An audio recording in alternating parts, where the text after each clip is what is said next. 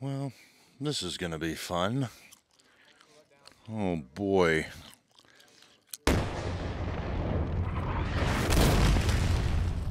I'm going to present you with some problems, and I want you to come up with solutions to the problem. If you're really struggling and you have no idea what to do, then yeah, ask somebody. Ask me or ask somebody that kind of has an idea of what's going on, and we will happily give you a lending hand and point you in the right direction. But it's all about you kind of discovering how to do stuff, thinking outside the box, being creative, coming up with new ways. There's a lot of ways to skin this cat. I told you to bring whatever you needed to camp comfortably. Grab your gear, put it on the ground in front of you. On the top shelf on the other side, I want you to go through your kit, and I want you to pick out something that you can't live without. You want this thing. I want the one thing that you will not leave behind. If you had to grab one thing out of your pack, I want you to do that. You have 60 seconds. Make that happen. I'm going to give him the light edge. Oh, your pack is one thing, so I can just bring this? No. Knife. Fire starter stuff. A ponchito. Water bottle. Good call. First aid kit. Good call. Knife. What do you got? Poncho. Poncho's very smart. You got your camera. Cool. Poncho? Poncho. Poncho smart. Sitting on water bottle. Water bottle. Very good idea. Is it insulated? Yes. Okay. What do you got? This one's fun. This one's fun. Something, if you have it, if you don't, that's okay, but something perhaps that's kind of sentimental, that if you lost it, you might be upset that you lost it. Bag. Well, give me that. One thing. So the next item is something that you should probably upgrade. You haven't done it yet, but you're thinking about it. You haven't felt like spending the money, but you need to upgrade it and get something a little better. Something old, something, yeah. I need a poncho. Put a sleeping pad down. Sleep pad, cool. I don't need it. All right. Fishing kit. What's that? Fishing kit. Fishing kit. Probably not gonna need that. Not a lot of fish up here. That was probably an easy, Cook pot, cook set. Okay. All right, very good. Your last item is I want you to devise a way to carry all that stuff. And here we go. Change from the disembarking area, and Yeah. we're not even halfway down yet. 500 feet of elevation change we just did, and we're going down even more. And now we're going up the hill.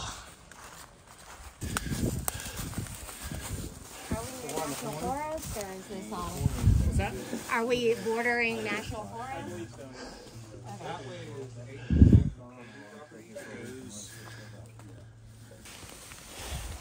And now we're going back down the hill.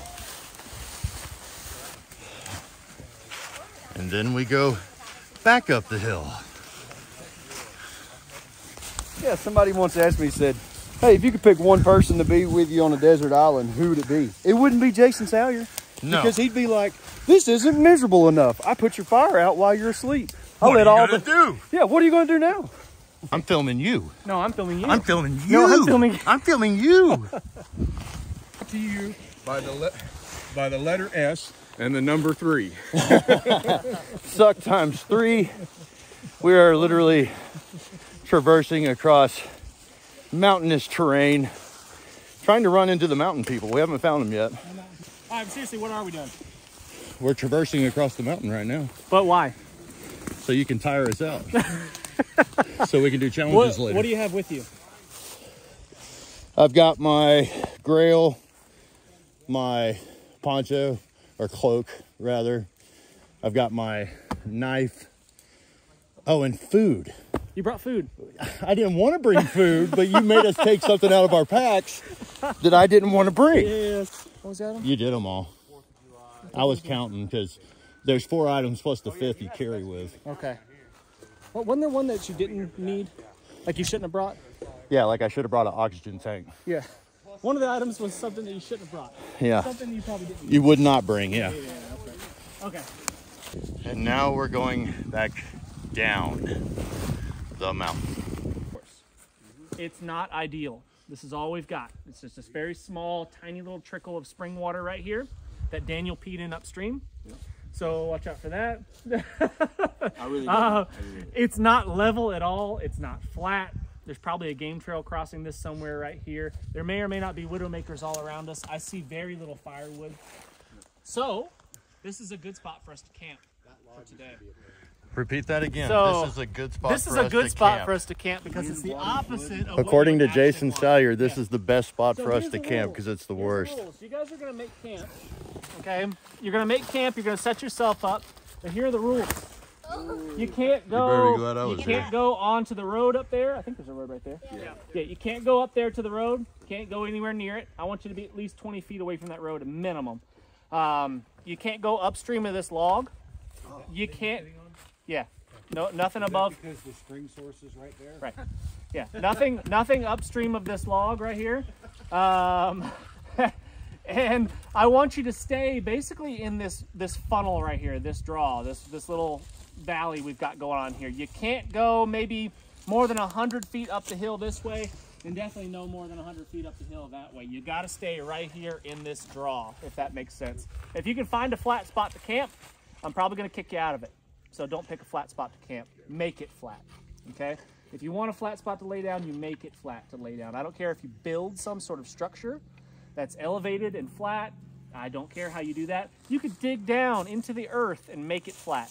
I don't care what you do. You could sleep on the hillside. Does not matter to me, up against a tree or something so you don't fall down the hill. I don't care how you do it, but you need to figure out a way to make that happen, okay? Use the tools that you have at your disposal. You use your hands. You can make tools. If you need to dig, you can get a digging stick. You can use a rock. You can get creative, okay? So, and then next, I'm gonna give you maybe... Hey, buddy, hold on a second. Let us help you with that real quick before you screw it up. We'll get you. Yeah, we'll help you out. I'm just trying to help you real quick. Give you about an hour from right now to find your camp spot, which doesn't really matter where you find, you just need to make it. So you're gonna have to find your camp spot and you're gonna have to make your camp in about an hour. So you're gonna have to hustle, you're gonna have to move pretty quick. Resources are very minimal, so do the best that you can. Okay, so Jason gave us 1 hour to put a shelter in the worst spot humanly possible. And so what I've done with my time is I went ahead and found this spot next to this tree right here. As you can see, it's really steep, but underneath here, I've taken a bunch of pine boughs from surrounding pine trees, and I went ahead and did a herringbone underneath.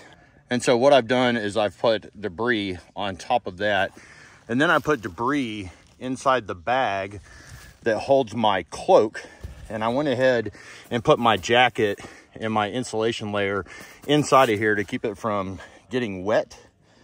And what I'm going to do today is I'm going to carry my grail and a snack inside of my shemagh, and I'm just going to use it around my waist, kind of like a butt pack.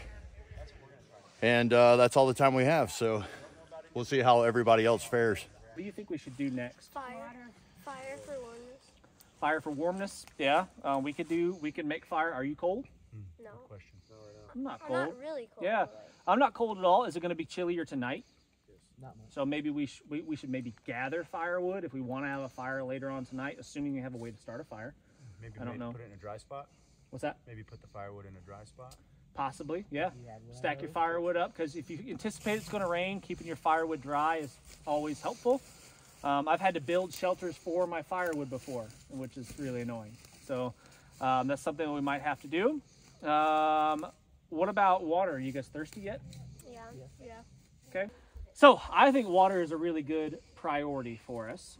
And one of the drills, one of the exercises that I really enjoy doing, because it's a pain in the butt and it's really fun for me, is we need to collect our water in whatever way that you have it, okay? And then I want you to start a fire in the creek down there.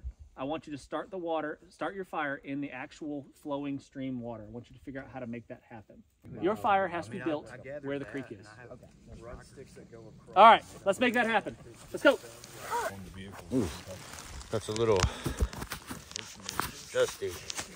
Maybe you can see better that way. All right, so what I did was I went ahead and gathered up a bunch of kindling for a chaotic boil, and then we have collected some tinder, and Steven and Mike are processing that out. And as soon as we get done with that, we're gonna head on down to the creek and start boiling our water.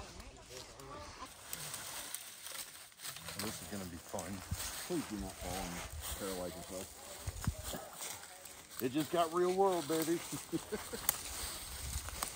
We tried, but it didn't work out. Where's your canteen? Head now.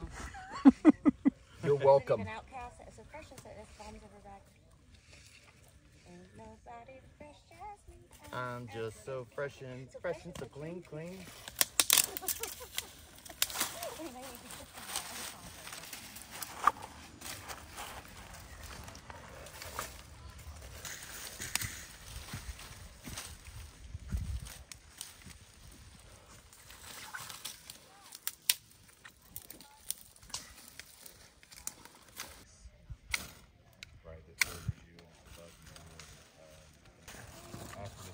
After the contract years, can you go walk the property together?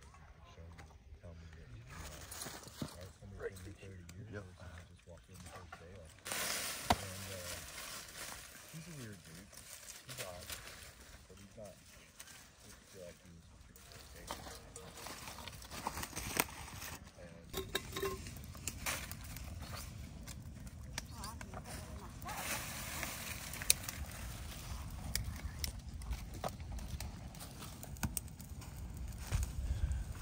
That's boiling water like a boss.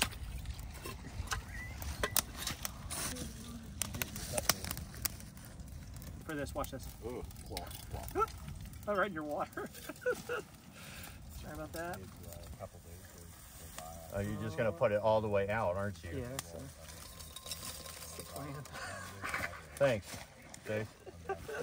Frick. No problem.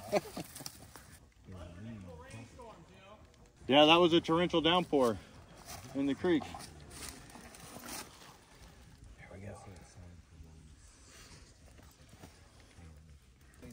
Jason ain't killed my will just yet. I've done this before.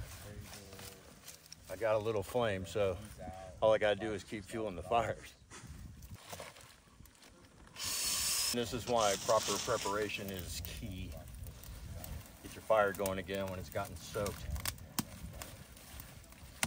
This is another reason too why you gather up a huge volume of firewood right here. We've already got a boil and the whole entire fire lay hasn't even caught fire yet. You can see where it's starting to roll in the canteen itself. There go the bubbles. It won't be hardly any time at all and we're gonna have a rolling boil. So, hey Jace, we're boiling. We got more? Yeah. I gotta pee, so I'm gonna come help out. Thanks. Urine is sterile. It adds electrolytes. Yeah, all the things that your body couldn't absorb.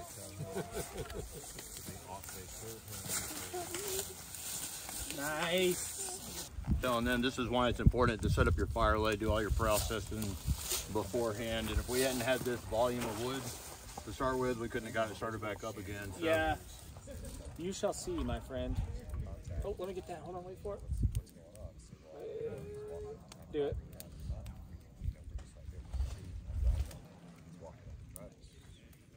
I think Jason had a little hate there when he was pouring the mud on our fire right there. A little bit of hatred. A little bit of contention, maybe, disgust that we did such a good job prepping. Yeah.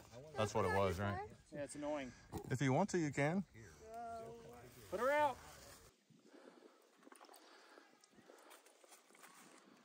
I'm trying to fix it. Shut up.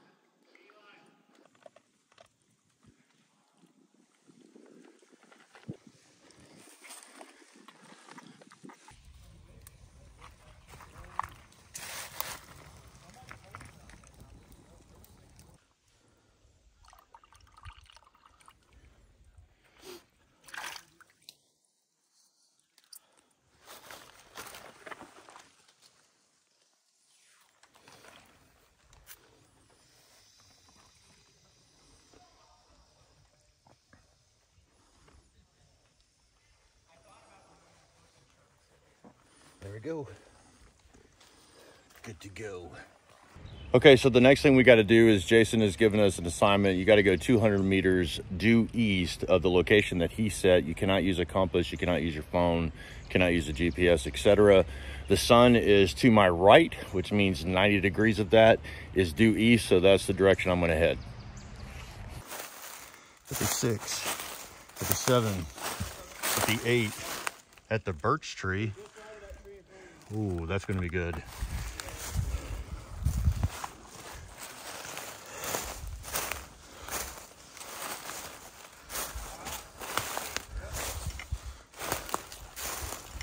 Right here is my spot. Let's see if my SAR training works with this. Basically, I just did my pace count and I stopped. We'll see. And who was dead nuts on that exercise? Me, dead nuts. What we're gonna do is simulate an injured person in the backcountry. I have fallen out of my deer stand right there. I was 15, 20 feet up there. I've fallen out of that stand, so it appears I'm on the ground. I'm conscious. I'm coherent to some degree. I'm in lots and lots of pain. Everything seems to hurt. I can't really move because everything hurts when I do so. I can't turn my head. I can feel my fingers and my toes. I'm not paralyzed or anything like that, but you suspect that I've probably got some sort of spinal issue because I can't move my head without tremendous amounts of pain.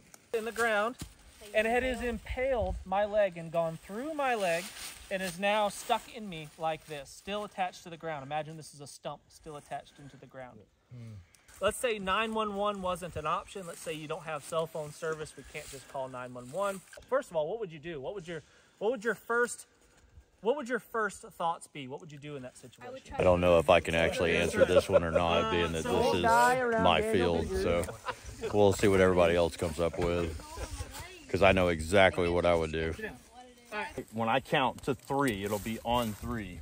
1, 2, 3, and we will pull. And we're going to put him on our lap? Or? Yes, you use your leg to stop him from coming over.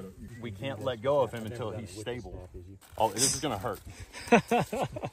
Dude, this is gonna hurt bad. Just to be clear, to settle the lifelong debate, it's 1, 2, 3, go, Yes. not 1, 2, We just go. Yes, we did. Okay. That's what I said. 1, 2, 3, go. It is and has always been 1, 2, 3, go. Now, Just so we know. me and him are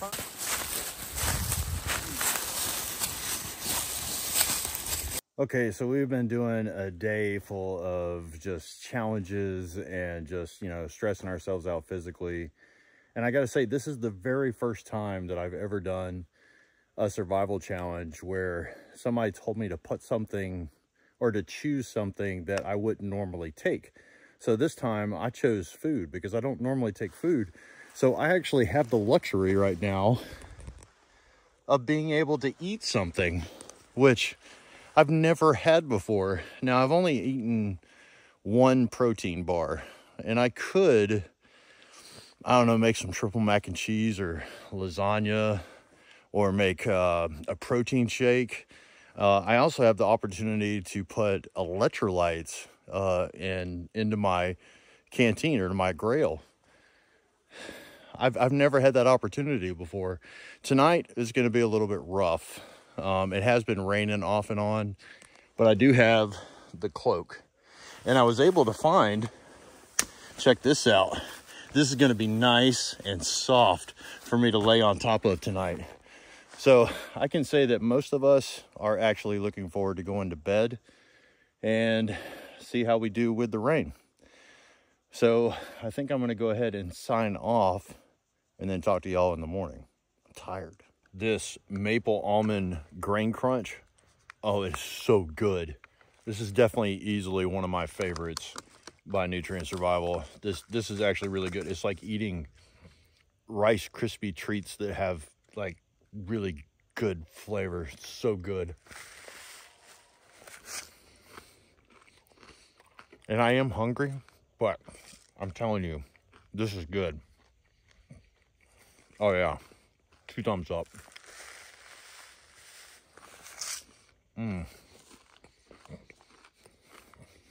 Heck yeah. I think I'm the only one that has food too. This is crazy for me. I'm living high on the hog, yo. Okay, so I just did a test with the bed, and I've got plenty of loft in here. And I kept everything dry by keeping the cloak on top of this today while we were doing our challenges. That way I could, you know, actually keep my debris bed dry during the day, and I just wore my anorak, which is a Pilgrim's anorak by Helicon Tex, because I know people are going to want to know. I just wore that when it started raining. I'm not wet. I'm a little bit damp, but I'm going to dry off here pretty quick. And I think what I'm going to do is I'm just going to use the cloak right here, and I think I'm literally going to put the cloak on and just kind of do like a ranger roll thing with it. And this moss right here, this moss is the bomb, I'm telling you. And then with my pillow that I made with the bag, I stuffed it full of debris inside of there. And when I go to bed, what I'm going to do is I'm going to flip it because it's dry under here. I'm just going to flip that and use the cloak. Feeling pretty good.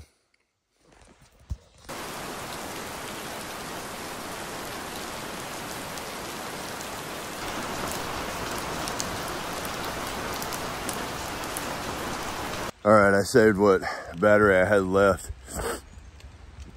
just so I could debrief with y'all. We just went through, we're coming up on the 23rd hour.